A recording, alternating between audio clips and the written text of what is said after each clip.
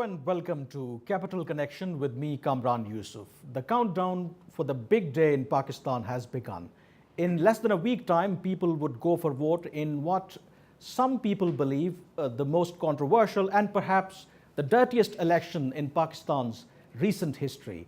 After the slow start, election campaigns have picked up the momentum. Political parties and their leaders are making the final push to convince the voters. In this program, we will discuss how the campaign is going so far, what are the issues that dominate this election, and of course, the million-dollar question, who will win? Before we open the debate, let me first introduce my panelists. We have with us Mr. Rana Jawad. He is a senior journalist and currently Director News of Geo Television. Mr. Tahir Malik, who is also a senior journalist, political commentator, and has in-depth knowledge of the constituency of Pakistan.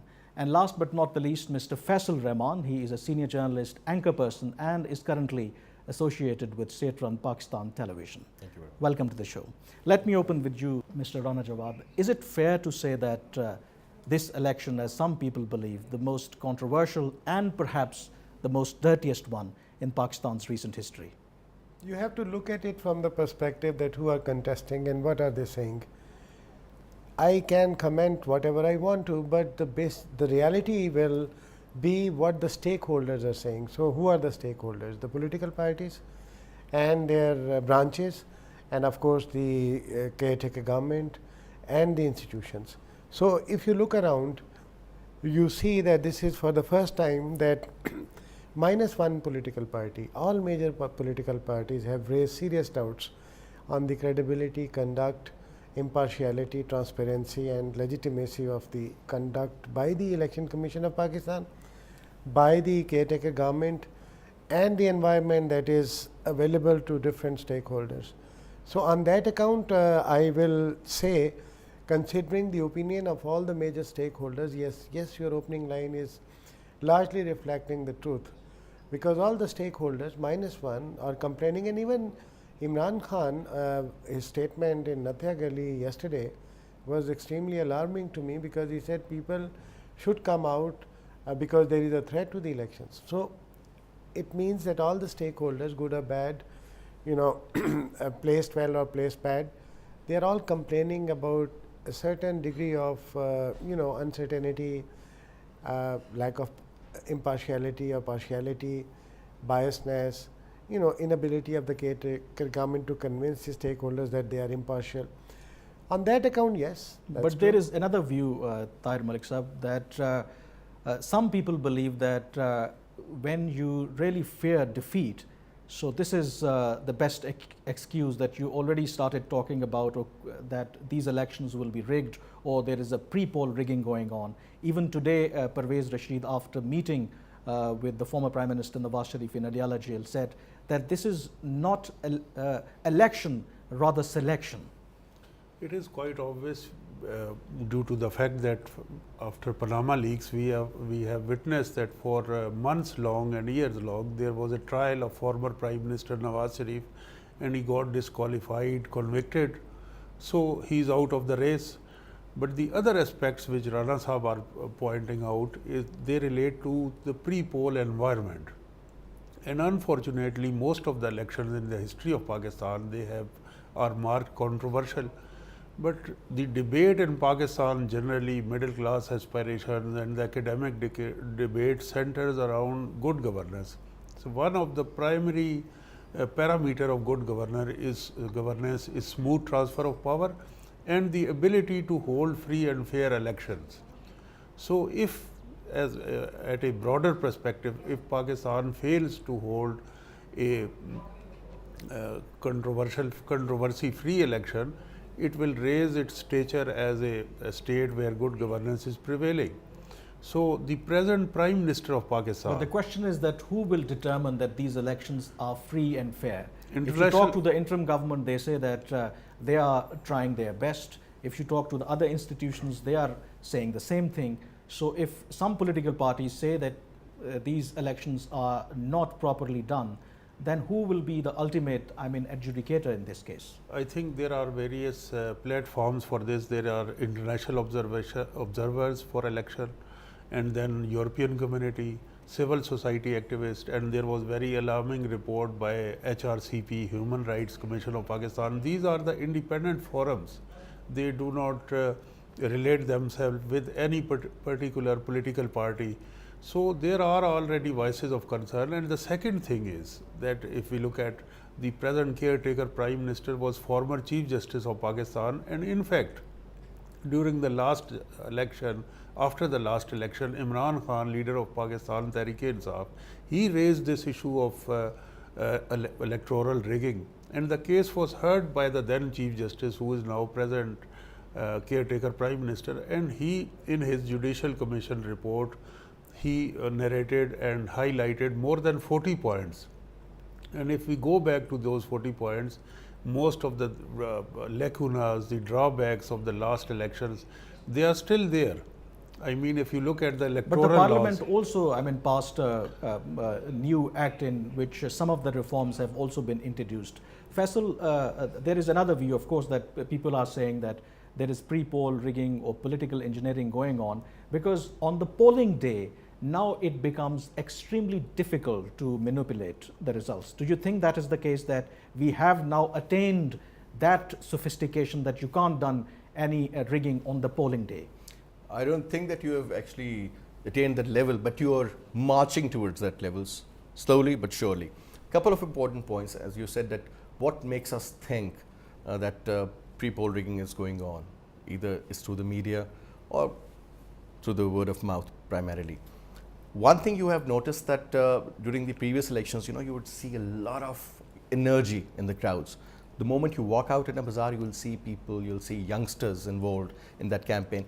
This year, it isn't there any, I mean, I hardly see anybody doing that. Maybe it's not even, I mean, look at today is the, right, 19th. Today is 19th and the 25th is the election day, exactly 1 week. Next Wednesday you're talking about. Yes. So it's very close, but how will they gain that kind of a momentum? How will they get charged? When you look at PMLN, obviously Nawaz Sharif being in the jail matters a lot. At the same time, today I was listening that he has asked a couple of his close allies to make this issue pretty much vibrant and heard that he's in the jail and focus on this part. So everybody is running their campaign primarily on the TV. And generally, when you talk about people, yes, everybody is, I would say, given an equal ground. Nawaz Sharif's party or Shahbaz Sharif's party, PMLN, they are having huge gatherings all over.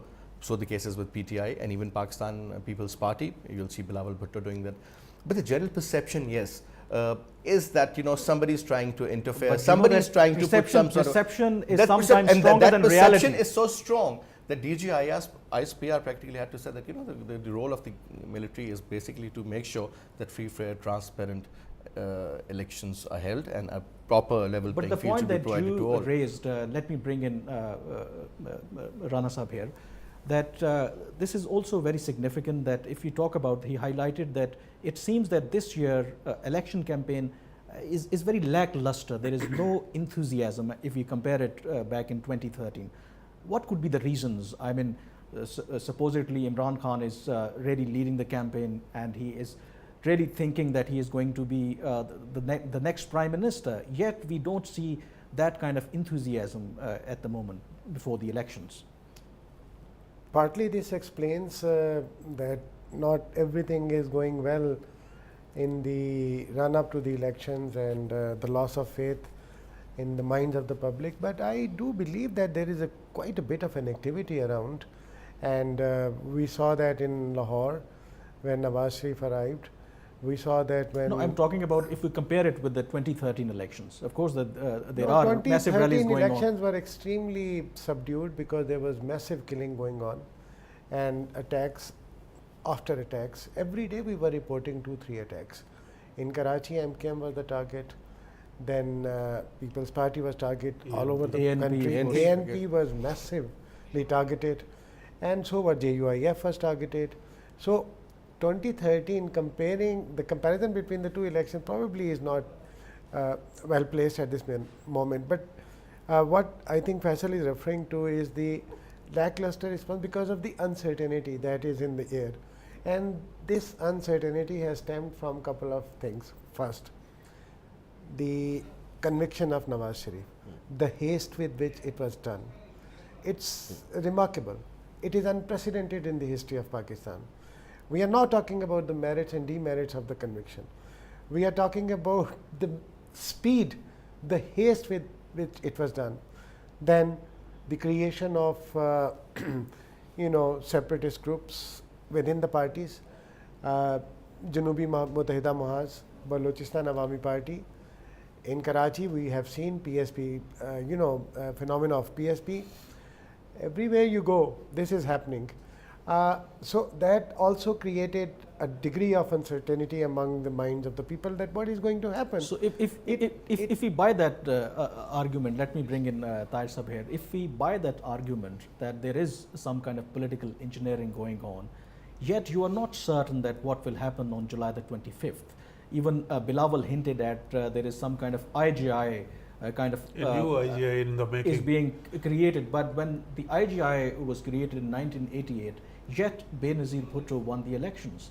So despite all the engineering, if you really believe, you can't be sure that the results will be in their favor. No, the impact of creation of IGI was Very related to 1990 election. 90, And the second thing which Rana Sahab has just mentioned is that I want to bring in the history of Pakistan, that he is right in a way that Nawaz Sharif was the first one who he always got relief from this system. He was a product of the system.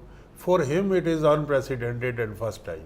But the manner in which Benazir Bhutto was disqualified, the manner in which Saifur Rahman and Justice Qayyum gave sentences to Mohtarama Benazir Bhutto, the manner in which in such a haste manner Justice Iftikhar Chaudhary on writing letter to the Swiss courts, So you don't find there is disqualification of unprecedented Gilani in this, how the trial is Unfortunately, conducted against Nawaz Sharif. Yeah, during those times Nawaz Sharif was on the wrong side of the history.